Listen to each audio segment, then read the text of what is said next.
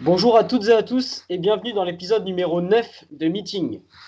Vous connaissez le film L'étrange histoire de Benjamin Button où le personnage principal rajeunit de jour en jour au lieu de vieillir? Eh bien mon invité du jour est un peu dans le même cas. Plus le temps passe, plus ses performances sont extraordinaires. Multiple médaillé de France, double champion d'Europe, champion du monde. Son sport c'est le duathlon. Pour vous expliquer un peu ce que c'est, rien de mieux qu'une petite métaphore. Imaginez un sandwich. La première tranche de pain c'est de la course à pied. Ce que vous mettez au milieu, le jambon, c'est du vélo. Et enfin, la tranche de pain qui recouvre et qui finalise le sandwich, encore de la course à pied. Vous l'aurez compris, le sportif que j'ai la chance d'interviewer aujourd'hui est considéré comme un stakhanoviste du sport. J'ai nommé Benjamin Choquer. Salut Benjamin, comment tu vas? Bonjour, ça va très bien. Ok, impeccable. On va commencer tout de suite. Alors toi, tu es né le 17 avril 1986 à Nancy, donc tu as 34 ans. C'est ça. Est-ce que tu peux un peu nous raconter ton enfance au niveau du sport, quel sport t'as pratiqué au tout départ? Moi, j'ai tout de suite commencé à l'âge de 8 ans par la course à pied, car j'étais asthmatique, donc je faisais de l'asthme à l'effort. Et donc, c'est le médecin qui avait préconisé que je fasse de la course à pied pour développer mes bronches. Donc, au début, j'ai commencé juste par ça, par aller aux entraînements voilà, pour m'entraîner un peu en groupe et puis pour me soigner, ce qui a bien fonctionné. Et par la suite, je me suis mis à la compétition. D'accord. Donc au début, c'était pas forcément par passion que t'as été dans l'athlétisme. C'était vraiment pour raison. Non, non, absolument pas, surtout que je viens d'une famille voilà, de coureurs cyclistes. Ma mère a fait du vélo, mon père est coureur cycliste, et puis dans ma famille, voilà, ils étaient officiels dans le vélo, donc c'était plutôt une famille un peu typée vélo plus que course à pied. Et justement, dans cet environnement familial là qui était vachement tourné vers le vélo, ça t'a pas donné envie, toi, de mettre les fesses sur un guidon, quoi? Non, non, je dois dire que quand j'étais gamin, j'étais un peu dégoûté du vélo. Ouais. Ça m'a jamais trop passionné. Et ouais, non, c'était pas de voir mon père sur le vélo. Donc il m'impressionnait, mais plutôt de l'accompagner en hiver sur les cyclocross, tout ça, où clairement on se caillait avec mon frangin, ça nous a plutôt dégoûté plutôt que nous motiver à faire pareil. D'accord. Et ton père, parce que des fois, comme ça, quand les deux parents pratiquent un sport, ils poussent un peu l'enfant à faire ce sport-là. Parce que du coup, toi, ça a pas eu lieu. Non, non, j'ai eu la chance que mes parents voilà, ont toujours respecté mes choix et voilà, papa a essayé un peu de ouais, nous motiver à faire du vélo, mais bon, il a bien vu que ça marchait pas, donc non, non, après j'ai pas été forcé, donc c'est très bien. D'accord. Donc alors, tu as commencé donc l'athlétisme, donc c'est au NAM, au Nantes Athlétisme Métropole, tu as tout de suite commencé là? Non, non, moi j'ai commencé, je suis né à Nancy, mais j'habitais la banlieue à côté, j'habitais à Froire, donc j'ai commencé à l'OFP, c'est l'Omnisport Foire-Pompey. D'accord. J'y suis resté des nombreuses années, et à un moment donné, bah, voilà, il fallait que je puisse progresser, et il fallait que j'aille dans un gros club pour surtout intégrer voilà, une équipe pour faire des choses par équipe, donc tout ce qui est cross et tout ça. J'avais été démarché un peu par le club de Metz. J'y suis resté 2 ans, mais ouais, ça m'a pas trop plu. Donc après, en fait, je me suis plutôt rapproché de Nancy, là où j'habitais, c'était plus pratique pour l'entraînement et j'avais déjà un pied avec l'entraîneur de Nancy qui me faisait la prépa physique, donc c'était plus simple. D'accord. Tu as tout de suite commencé à faire du demi-fond ou tu as touché un peu à, voilà, on sait en école d'athlétisme, on peut toucher un peu au javelot, au poids, à la longueur, la hauteur. T'as touché un peu à tout ça ou? Oui, parce qu'en ETA, on est obligé, on n'a pas le choix de toute façon, c'est forcément, surtout les petites compétences salles, on est obligé de faire les trois épreuves qui sont la course, le saut et le lancer. Donc, j'ai pas eu le choix que de me tester à toutes les épreuves, mais bon, on a vite compris, surtout avec le cross, en fait, qu'en fait, Ouais. pour moi, c'était les épreuves de demi-fond qui allait être ma passion, quoi. D'accord. Ok. Et alors du coup, c'est à partir de quel niveau où c'est à partir de cadet, je suppose, où tu t'es vraiment spécialisé en demi-fond? Ouais, déjà à partir de minime, j'étais déjà j'étais pas trop mal sur le 1000 en fait.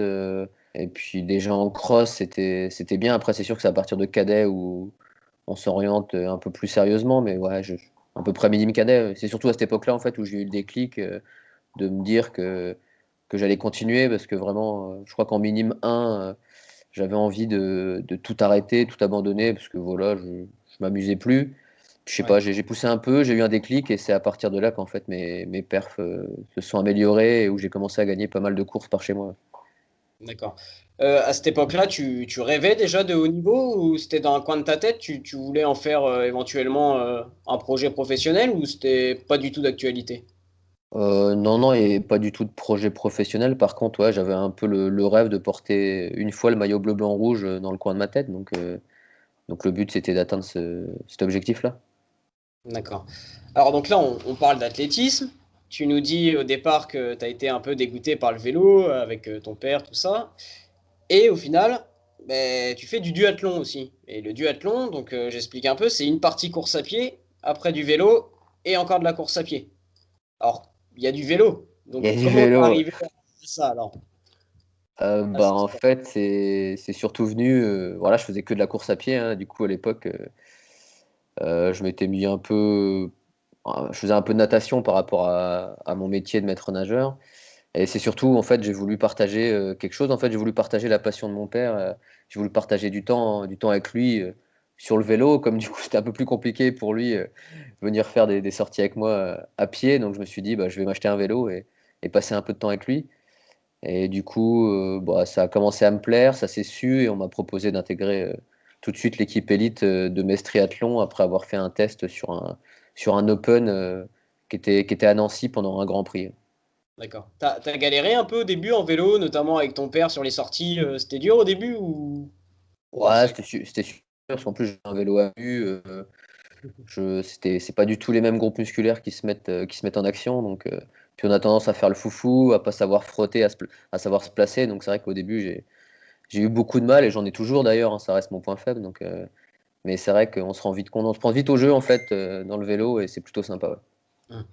Mais alors, tu t'es pas dit, comme font la plupart des athlètes, hein, au final, je vais faire de la course à pied, voilà, à fond, et je ferai un peu de vélo en récup, voilà, quelques sorties comme ça. Toi, tu t'es dit, je vais en faire mon sport, en fait. Ouais, bah surtout que en fait, à cette époque-là, j'avais fait un peu le tour. Voilà, en athlée, j'avais eu des sélections en course de montagne, en cross, sur piste, sur un match méditerranéen, sur 3000 steeples, et sur route même, sur le semi. Du coup, je crois que j'avais fait un peu le tour, j'étais un peu lassé, j'avais envie de nouveaux défis, et du coup, bah, ouais, il s'est avéré que le duathlon a été ce défi-là. En plus, comme j'étais mauvais à vélo, bah, j'avais envie de progresser. Et j'avais envie, du coup, d'intégrer l'équipe de France de duathlon. Donc c'est ça qui m'a motivé, quoi. D'accord.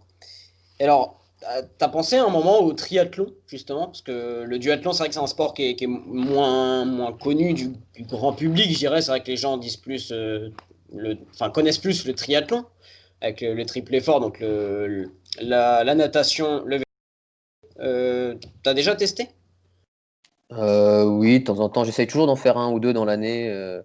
Et des petits tris régionaux par chez moi. En plus, pour défier les copains, c'est plutôt sympa.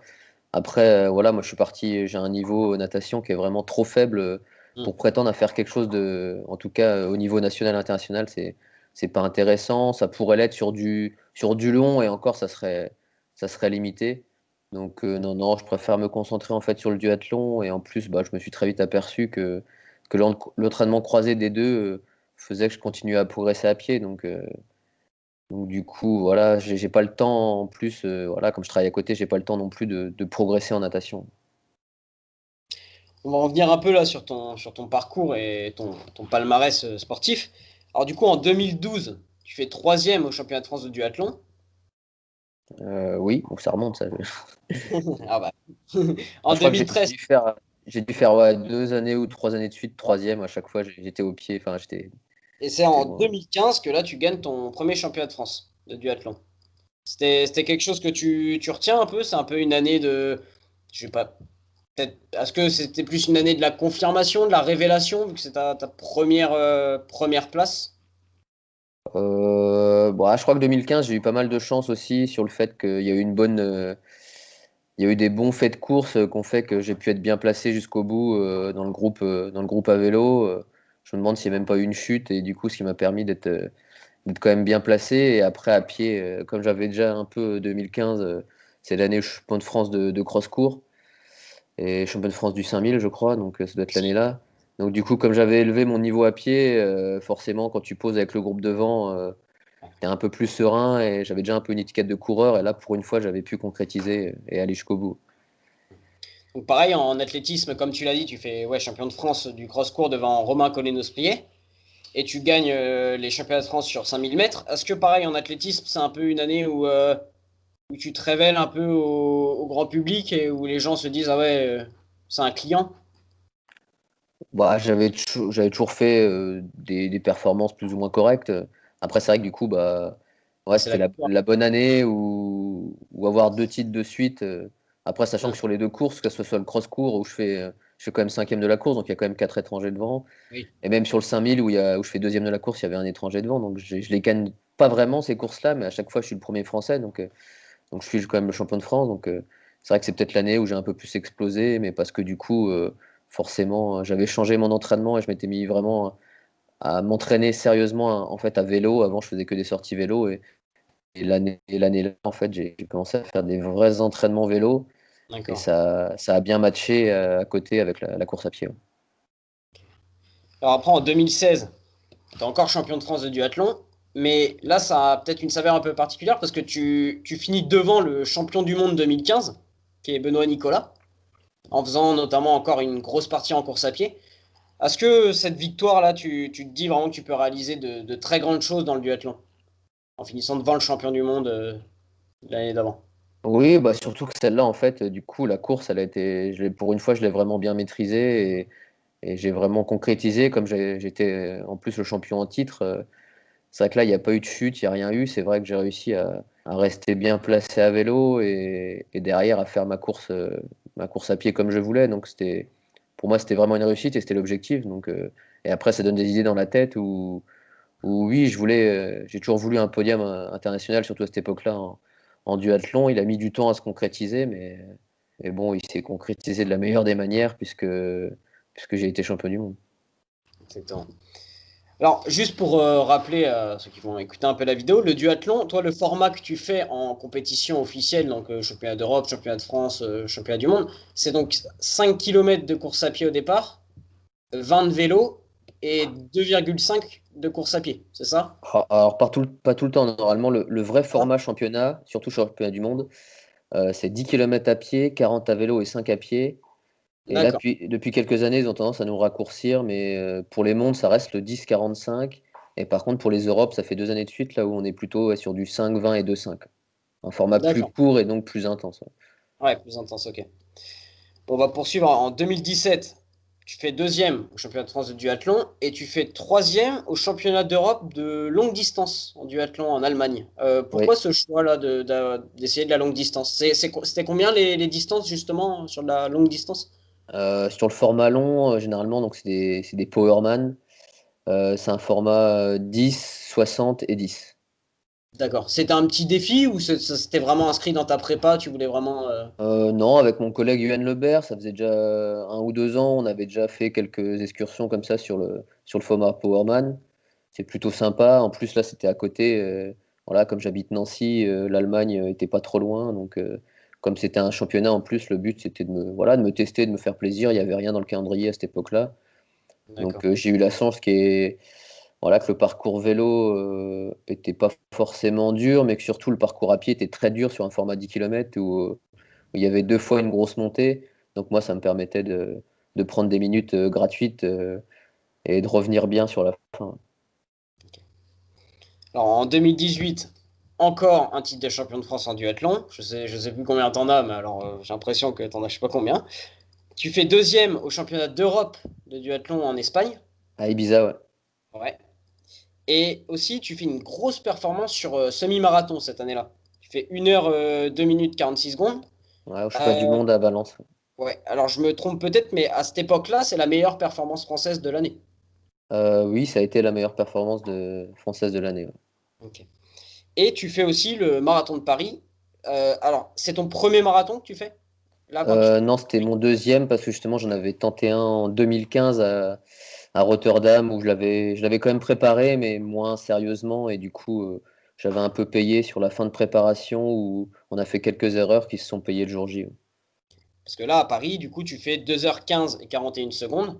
Ouais. Donc, c'est un très bon temps. Tu t'étais entraîné ouais, sur ces bases-là.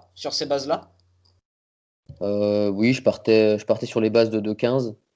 Et D'accord. du coup, ça faisait partie d'un cycle. En fait, j'ai fait 5 semaines de suite en fait, où il y avait une compète toutes les semaines. Ça a commencé par les montes de semi. Et après, ça s'est enchaîné par des duathlons.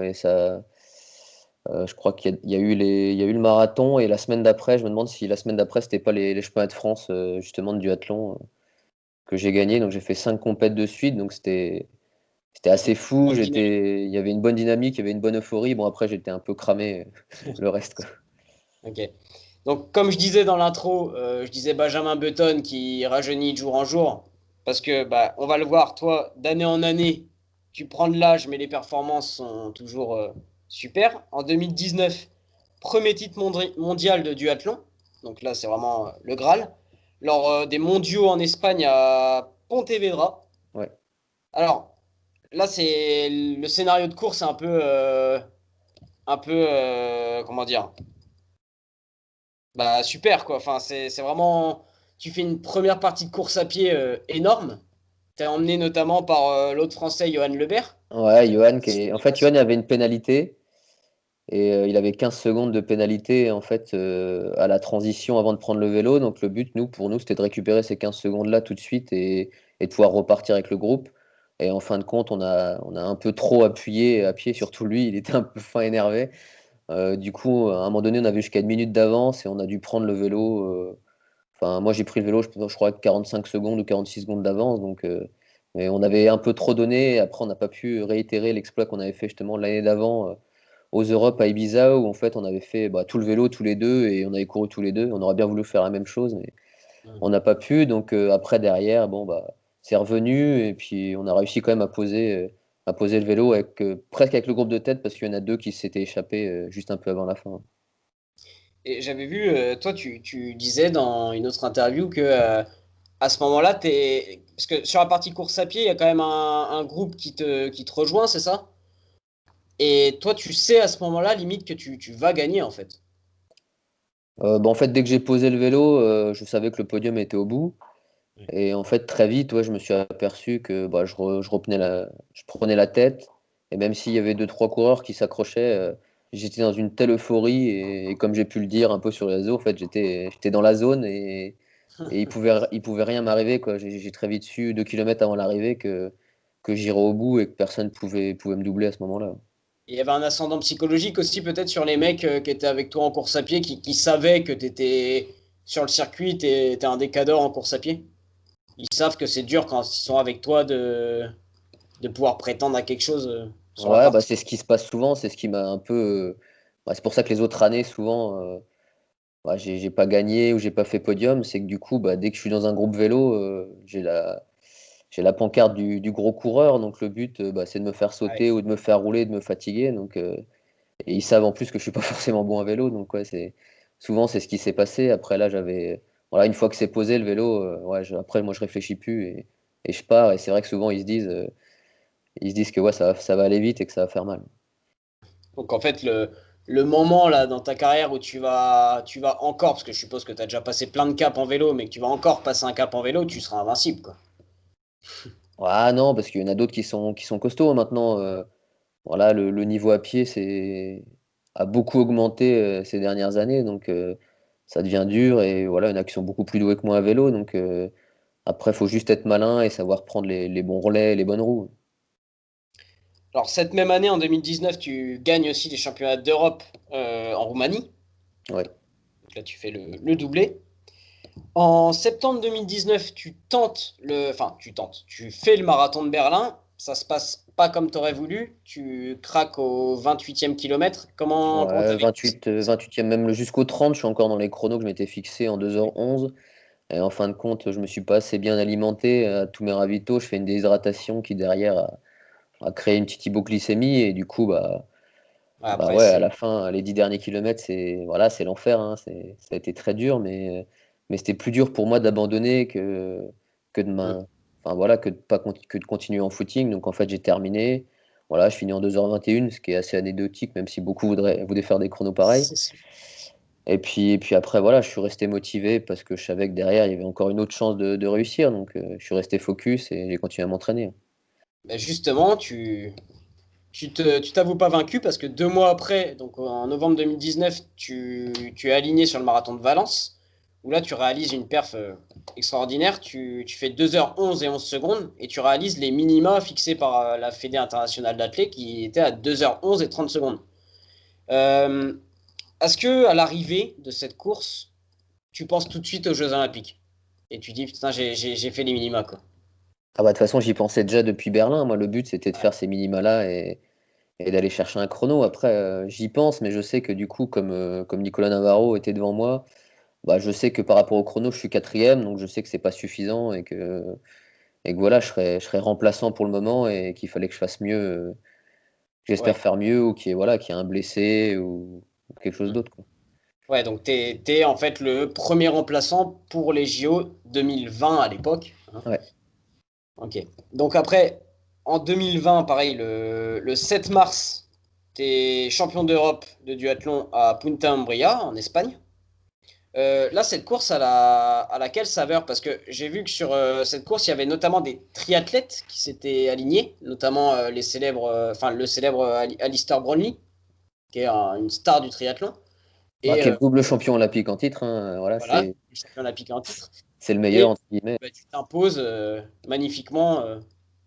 C'était une grosse pression au départ d'avoir les triathlètes un peu qui étaient là.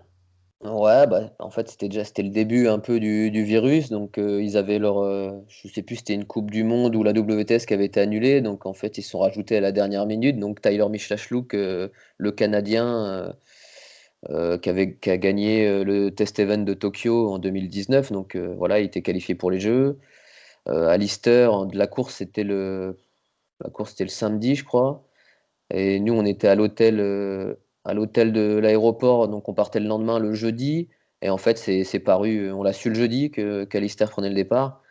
Donc ouais, dans ma tête, moi, je m'étais dit, bon, bah, on va viser la deuxième place, même si on veut quand même gagner. Mais au moins, ça mettait un coup de projecteur, voilà, à notre sport, le duathlon, parce que comme on n'est pas le sport olympique, on est le parent pauvre du triathlon. Mais au moins, ça mettait pour une fois un coup de projecteur. Et le fait que je gagne, bon, bah, pour une fois, on n'est pas passé pour des blaireaux à se faire battre par les triathlètes. Pour une fois, c'est les duathlètes qui ont gagné le duathlon. Voilà, c'est ça, une belle revanche. Alors justement, là, le duathlon, c'est relié à la fédération de triathlon.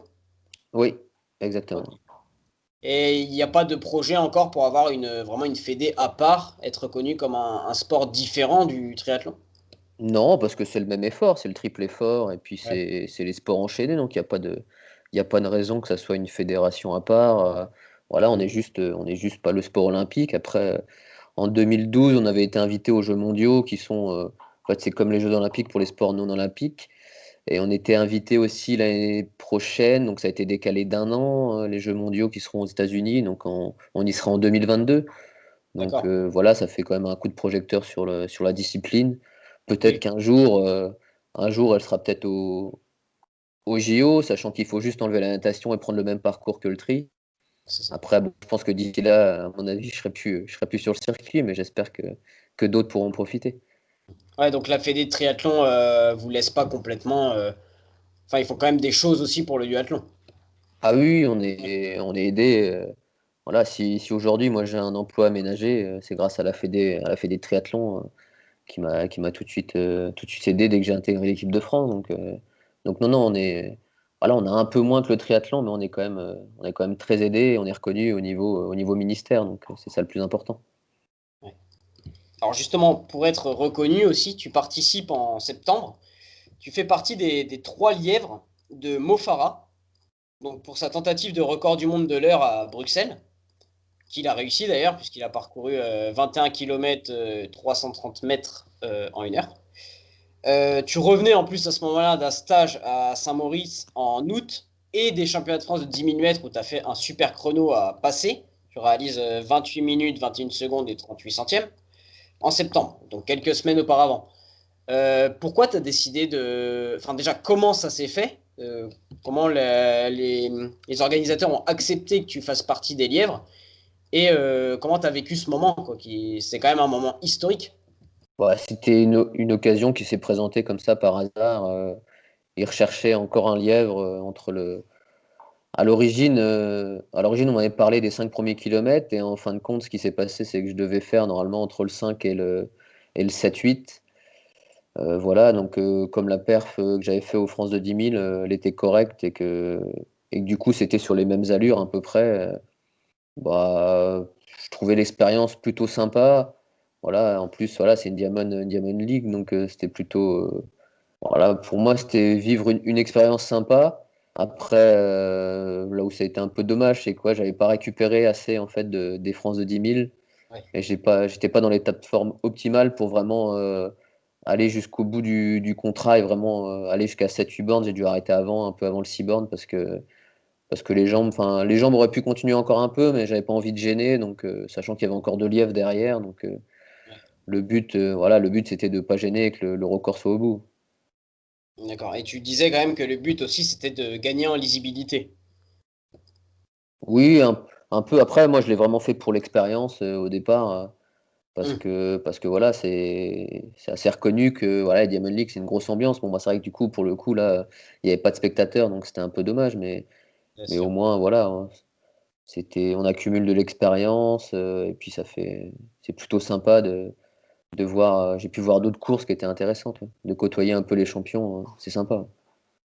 Justement, entre le 7 mars, là, donc les championnats d'Europe de duathlon, et septembre, il y a eu le confinement, le premier confinement. Tu as réussi quand même à conserver une préparation optimale. Bah, c'est vrai que le premier confinement était assez dur parce qu'on pouvait pas vraiment sortir. Voilà, on était bloqués, même les sportifs de haut niveau. Donc après, bon, j'ai tout de suite, moi, j'ai tout de suite investi dans un tapis de course, et puis j'ai un gros setup home trainer, donc j'étais dans mon garage, j'étais très bien. J'ai respecté à la lettre, et je pense que j'ai progressé à vélo, parce que j'ai fait pas mal d'entraînements assez durs sur le home trainer, donc je me suis pas cramé, j'ai bien progressé, j'ai bien travaillé la puissance. Et puis à pied, je pense que j'ai limité la casse sans trop perdre mon niveau. Donc après, derrière, le stage au mois d'août, il m'a fait du bien. Donc c'est pour ça que j'ai pu faire quelque chose de correct sur le 10 000, et après rebondir sur le semi, ouais. Justement, très très beau rebond sur semi, puisque tu fais déjà tu es sélectionné pour les championnats du monde de semi avec donc l'équipe de France en Pologne à Gdynia. Et C'est là, tu ça, ouais. réalises une super course, tu bats ton record. Tu fais 1 heure, 1 minute et 31 centièmes. 1 32. heure, 1 minute et 31 secondes, pardon. Tu es 32e de la course et surtout troisième français. Mm. Et à la prime, le record du Grand Est. Euh, cette course, elle est parfaite en fait. Ouais, elle est très bien, surtout que je pensais peut-être pas faire aussi bien. Je voulais m'approcher des 1h02, voire passer en dessous des 1h02. Et puis en fait, j'ai très vite vu que vu les allures à laquelle on partait, il y avait moyen de faire mieux. Et puis ouais, dans ma tête, j'ai souvent eu ce record du Grand Est de Pierre Joncheret, qui voilà, il a fait partie aussi de l'équipe de Mestri en duathlon. Pour nous, c'était surhumain, c'était le seul record pour moi que je pouvais pas avoir. Mm. Qu'il a, et en fin de compte, bah si, et le dernier kilo, c'est ce qui m'a motivé le plus. En fait, j'ai débranché le cerveau, et le but c'était vraiment d'aller le plus vite possible et de sprinter pour grappiller les secondes pour faire mieux. Lui, il avait fait 1h01 36, donc le but Ouais. c'était de faire mieux. Donc je prends que 4 secondes, et ce qui est encore plus dommage, c'est que si j'avais fait 1h01 30 secondes tout pile, j'étais classé international A, et là du coup pour 2 secondes je suis classé international B, donc ouah, ça fait juste moins bien sur la fiche bilan, mais le Ouais, record il reste beau, quoi. tu y seras bientôt. Ah, va falloir Ça participe. trouver des courses avec Oui. une telle densité, et surtout un état de forme optimal, ouais.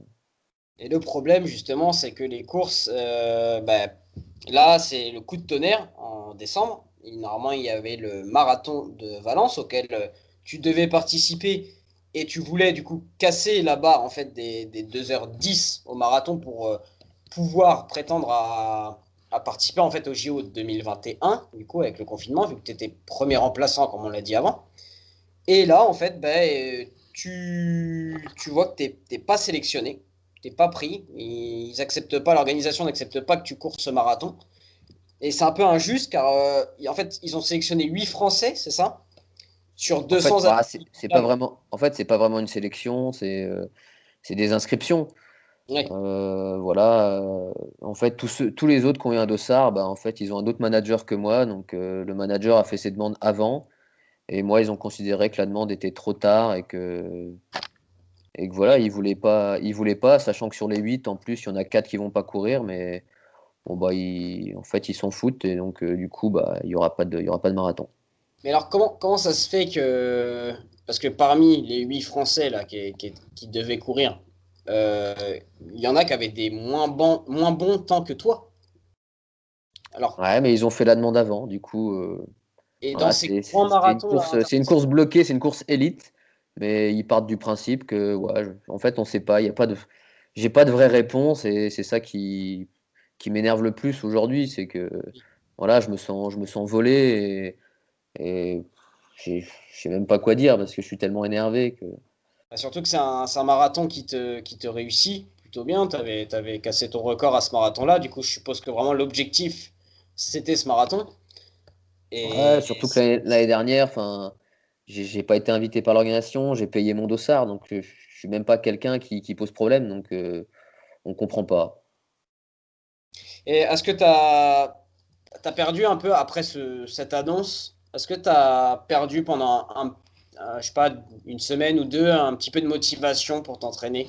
Ou t'as vite su rebondir et tu t'es dit, allez, Bah, j'oublie. enfin, moi, ce problème, il dure depuis septembre. Depuis septembre, ça me prend la tête, ça m'a pourri, ça m'a pourri plein de jours d'entraînement parce que voilà, tant que j'avais pas la certitude d'avoir le dossard, bah, en fait, on me dit oui, non, et c'est compliqué de s'entraîner comme ça, surtout que l'état de forme, il est optimal et que je sais que je peux aller chercher une perf au bout et que du coup, bah, va falloir que je regarde les copains à la télé et que voilà, je laisse passer ma chance. Est-ce que t'as pu peut-être regarder, je ne sais pas du tout s'il y a éventuellement d'autres possibilités de marathon qui sont aussi pas mal, avec un parcours pas mal pour éventuellement peut-être réaliser, casser un peu ces 2h10 et... Non, non, il y a plus de plan B parce qu'à cause du virus, voilà, beaucoup de courses qui ont été annulées. La seule alternative, elle se déroulait en Arizona. Il y a une course, pareil, élite, limite à 50, qui a été montée pour les Américains. Voilà, j'ai posé ma candidature aussi et ça n'a pas été accepté, alors que pareil, d'autres avec des chronos moins bons ont été acceptés. Donc voilà, c'est c'est tout. On va dire que c'est le destin. Et après, c'est pas mort hein, pour les jeux. Hein. Il y a toujours le test de la Fédé sur le 30 bornes, donc ça fait partie des critères. Après, Ouais. moi, c'est juste que voilà, j'avais la forme pour faire une grosse perf et que voilà, le marathon, on n'en fait pas 50 dans l'année. C'est un sport où chaque course, on apprend. Donc voilà, moi, je voulais engronger de l'expérience et grappiller encore des secondes, des minutes. Donc là, c'est juste rageant parce que la course, elle sera bien, il y aura des bonnes conditions. Donc ouais, au jour d'aujourd'hui, moi, j'ai un peu la haine là et je pense que ça va changer pas mal de choses pour la prochaine saison. On va revenir sur quelque chose un peu plus joyeux, justement. Ta meilleure émotion, enfin ton plus beau souvenir, est-ce que c'est plus sur, je sais pas, par exemple, le championnat du monde de duathlon, un championnat d'Europe de duathlon, ou alors un marathon, un semi? Non, je pense qu'au jour d'aujourd'hui, c'est le titre de champion du monde de Dieu parce que je l'attendais depuis au moins 5 ans. J'ai eu des bonnes sensations parce que des fois on fait des perfs, mais on n'a pas forcément des bonnes sensations de course, tout ça. Donc on gagne, mais sans avoir vraiment le plaisir de gagner. Alors que là, j'avais tout en fait. J'ai eu la joie Ouais. de faire une course pas parfaite, mais qui s'est déroulée un peu comme je voulais. Et puis il y a eu le petit ascenseur émotionnel parce que nous, en fait, voilà, j'ai tout de suite pensé en franchissant la ligne au kiné de l'équipe de France, en fait, qu'on venait de perdre Ouais. voilà, un petit peu avant, qui nous avait accompagnés sur d'autres duathlons. Donc c'est vrai que j'ai eu voilà, un peu cet ascenseur émotionnel qui a fait que du coup, c'est une course pour moi qui me rappelle plein de souvenirs. Hmm. Alors, ton coach, c'est Frédéric Fabiani, depuis Oui. 2013 maintenant. Mm. Euh, il t'a fait confiance notamment dans ton double projet duathlon-marathon. Tu lui dois beaucoup à ton coach? Ah oui, oui, parce que voilà, il a très vite compris que j'étais quelqu'un de sérieux et que je ne rechignais pas à l'entraînement. Donc il sait qu'il peut me faire confiance. Voilà, il n'est pas obligé de m'accompagner tout le temps sur toutes les séances, il sait que je vais les faire. Après, c'est vrai que maintenant, il a de plus en plus envie d'être tout le temps présent pour voir un peu ce qui se passe, mais oui, grâce à lui, j'ai pu progresser. Après, quand même, sur le vélo, c'est quelqu'un d'autre qui me chapeaute, qui est plus spécialiste vélo, mais j'arrive à faire coïncider les deux. D'accord. Ou des fois, j'essaie de les mettre en relation, même si c'est plus compliqué. Mais ouais, après, c'est sûr que je lui dois beaucoup à Fred, surtout qu'il est aussi spécialisé un peu dans la prépa physique, donc ça fait vraiment, c'est un gros plus dans l'entraînement. Ok. Donc justement, j'allais te poser ces questions-là. Est-ce que à côté, donc préparateur physique, je suppose que c'est ton coach, Ouais. est-ce que tu as aussi des préparateurs mentaux, nutritionnistes, des trucs comme ça? Non, non, pas du tout, parce que, comme je dis souvent, enfin, de base, j'ai déjà un bon mental et j'ai jamais eu trop de soucis là-dessus. Même là, en ce moment où je pourrais un peu craquer, ça va, ça tient encore un peu, même si, à mon avis, il faut pas grand-chose pour que je commence à péter un câble là. Mais non, ça se passe bien. Et puis en fait, bah, avant, moi j'ai fait des études en hôtellerie, donc au niveau alimentaire, voilà, je sais ce qu'il faut faire. Et du coup, il suffit d'être pas trop bête et on sait très bien qu'il faut pas manger comme des singes et pas faire fast-food tous les jours. C'est À un ça. moment donné, il faut ingurgiter le bon carburant pour que la machine elle fonctionne. Donc voilà, on peut se faire plaisir de temps en temps. Le tout, c'est de pas faire d'exagération. Alors j'ai un ami qui était avec moi quand j'ai fait mes études de STAPS qui s'appelle Vincent Guyot et il me Ouais. suppose qu'il, enfin je crois qu'il fait quelque chose avec toi. Alors j'ai pas bien compris ce que c'était. Est-ce que tu peux expliquer un peu? Alors en fait, Vincent, lui, il évalue en fait mes tests HRV. Donc c'est un protocole qui se fait le matin où en fait on met une ceinture cardio et c'est vérifier les battements du cœur en fait. C'est un laps de temps entre les deux. Enfin, c'est plutôt scientifique, mais en fait c'est voilà, ça va donner l'état de forme et de fatigue du sportif en fait. Et donc il y a des vrais, c'est vrai qu'il y a des périodes où au niveau de grosses charges d'entraînement en stage, tout ça, où ça va dire bah, qu'on est complètement fatigué et qu'il faudrait peut-être lever le pied. Donc c'est D'accord. bien de surveiller tout ça. Ok. Donc ouais, malgré tout ce professionnalisme, on n'en vit pas du duathlon encore. Non, bah surtout du duathlon, ouais. Ouais. Et l'athlé même encore moins, mais si on n'est pas top, voilà, top mondial, on Ouais. n'en vit pas du tout. Sachant que moi, au jour d'aujourd'hui, bah, j'ai pas de sponsor, j'ai pas d'équipementier, pas de sponsor financier. Le peu qui me suit, voilà, c'est plutôt un peu de dotation, des choses comme ça. Et puis c'est des subventions grâce aux listes de haut niveau. Donc voilà. Après, j'ai la chance quand même je travaille que 20 heures semaine. J'ai un emploi aménagé, donc j'ai un CIP au niveau de mon employeur, la métropole du Grand Nancy. C'est grâce à la Fédé, voilà, à la Fédé de tri, à Jeunesse et Sport et un peu la région Grand Est qui donne. Et puis un peu mon club de Mestri, mais par le département de la Moselle. Donc c'est sûr que sans ça, je pense que j'aurais arrêté depuis longtemps parce que faire un travail à temps plein, surtout en tant que maître nageur, quand on fait un week-end sur trois, c'est compliqué en plus de rajouter des compétitions. Donc heureusement il y a des choses comme ça qui sont mises en place. Ouais, du coup, t'es maître nageur à la métropole du Grand Nancy et j'avais vu un truc qui m'a fait complètement halluciner, c'est que enfin actuellement, quand tu pars en stage ou sur des compètes, même des fois, tu dois poser des jours de vacances. Ouais, c'est tous mes stages annuels, c'est tout le temps sur mes congés personnels. Ouais. Ah ouais, c'est dingue quand même parce que c'est vrai que quand on voit ton palmarès, on se dit bah voilà, enfin ça devrait être tout aménagé pour qu'il fasse les meilleures performances possibles et qu'il n'y ait pas il ait pas à poser des jours ou trucs comme ça. Ouais. C'est vrai que c'est Non, là. non, bah, ça aurait été plus facile en fait si j'avais été prof dans l'éducation nationale, ça aurait été beaucoup plus simple parce qu'il y a des aménagements prévus avec l'éducation nationale. Donc par exemple, Johan Lebert, Benoît Nicolas, Sandra Levenez, eux ils sont détachés à 100% parce ils sont profs. Ouais, Voilà, moi j'ai pas cette chance, donc déjà la fédération et mon employeur font un gros effort en me libérant des heures. Et après ça serait à moi, voilà, c'est à moi de trouver des sponsors financiers, des entreprises qui donneraient de l'argent pour me détacher encore des heures. Mais voilà, c'est à moi de faire un dossier et d'aller quémander de l'argent, ce qui prend du temps et ce que j'ai pas forcément. Après là j'ai commencé à monter un dossier, je vais peut-être le faire pour 2021 et essayer de me donner toutes les chances pour réussir. alors là, c'est bon, avec le Covid, c'est vrai que c'est un peu compliqué, mais c'est quoi les gros objectifs là à long terme ou à plutôt court terme? Bah là, en fait, le gros à long terme, c'est le double projet qui reste duathlon, marathon. Donc voilà, ça reste toujours bah, les jeux que ça soit sur marathon plutôt donc 2021 et 2024. Et par contre, bah voilà, duathlon, le titre de champion du monde, c'est de le conserver. Je n'ai pas pu le conserver cette année parce que ça n'a pas eu lieu, ça a été annulé. Donc voilà, c'est de le conserver jusqu'à au moins 2024. D'accord. Donc quand même des gros objectifs et on souhaite que tu y réalises. Donc avant de finir cette interview, on va passer aux questions insolites. Ok, si t'es d'accord. Ouais. Allez, c'est parti. Alors, si tu dois une musique ou un groupe de musique. Une musique ou un groupe de musique, moi je suis ça me motive beaucoup les génériques de manga un peu, surtout Ah, quand ils sont un peu rock, c'est plutôt ma cam. Sinon après ouais, j'ai toujours été très rock et métal, donc faut que ça pulse un peu. Ouais. d'accord. Ben justement, alors on va vite venir sur ce sujet-là. Ton autre passion, donc j'ai vu que c'était la culture japonaise, les mangas. Ouais.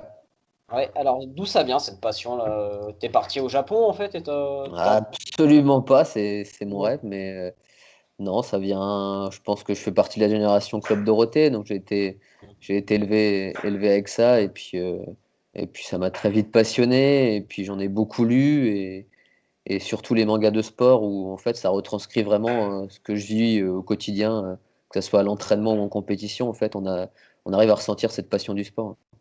Ok, ok. Ouais, tu t'identifies un peu au personnage quoi. Ouais, c'est ça exactement. Alors c'est quel manga de sport que t'aimes le plus si tu devais en Tous. citer deux, trois. Je sais pas, il y a les précurseurs, les anciens un peu comme Slam Dunk en fait, qui est un manga de basket. Ouais, je connais bien. Sinon, bah, Captain Tsubasa, Olivier Tom en français, ouais, qui a été, bah, voilà, qui a fait un carton en France. Et sinon, en ce moment, il y a IQ qui est sur le volet, Ouais, voilà.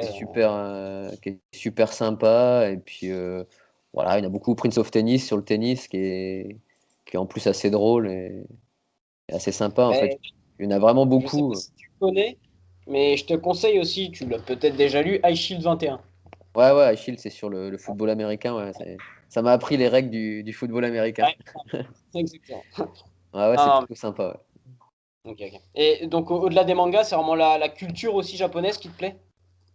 Ouais, le respect des aînés et surtout le respect en lui-même, quoi. Même s'ils ont il faut pas se le cacher, ils ont des mauvais aspects aussi, les Japonais, mais ils ont, ils ont toute une culture, que ça soit pour le tatouage ou pour l'art, qui est autre chose qu'on peut connaître chez nous. Ouais. Hmm. Ok. Alors, un film ou une série? Euh, qu'est-ce que ça pourrait être? Un film ou une série?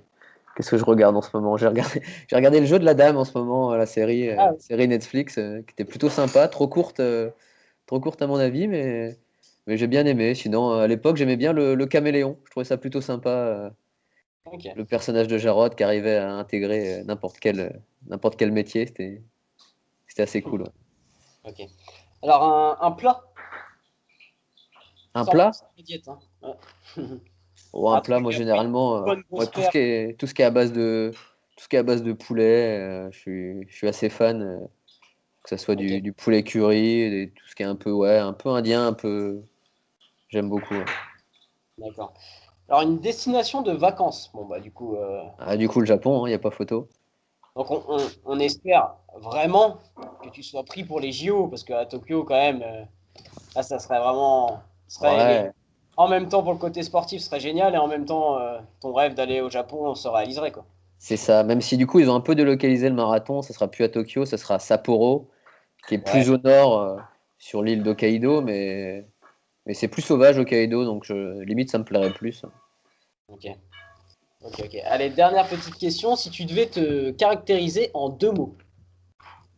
En deux mots, Ouais, c'est pas facile, hein. oh là là, ah, je pourrais dire passionné et impulsif. Passionné, impulsif. Impeccable. En tout cas, Benjamin, c'était très sympa cette interview et j'espère que tous tes projets pourront se réaliser et que malgré voilà, les événements un peu actuels, que ce soit le confinement, le refus un peu du marathon de Valence, j'espère que tu vas garder la motivation que tu as toujours eue et que tu vas continuer à nous faire rêver. Voilà. Ah, merci beaucoup. On va tout faire pour. Ben, merci beaucoup. Voilà. Alors, l'épisode numéro 9 de Meeting se termine aujourd'hui. Vous pourrez me retrouver dans des prochains épisodes. Merci beaucoup, Benjamin. Salut. Ciao.